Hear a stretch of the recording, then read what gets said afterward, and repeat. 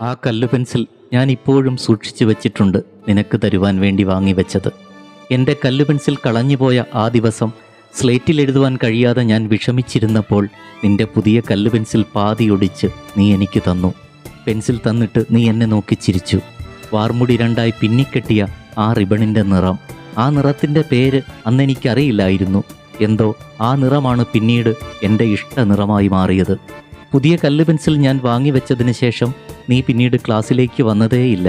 നീ വരാത്തതെന്തെന്ന് ആരോടും ചോദിച്ചുമില്ല. ഒന്നും ചോദിച്ചറിയുവാൻ കഴിയാത്ത പ്രായമായിരുന്നു അത്. പുതിയ സ്കൂളിലേക്ക് നീ പോയെന്ന് പിന്നീട് ഞാൻ അറിഞ്ഞു. കാലചക്രത്തിൻ്റെ അതിവേഗതയിൽ ജീവിതത്തിൽ എത്രയെത്ര മാറ്റങ്ങൾ. ഇനിയൊരിക്കലും ആ കല്ല് പെൻസിൽ നിനക്ക് തരാൻ എനിക്ക് കഴിയില്ല.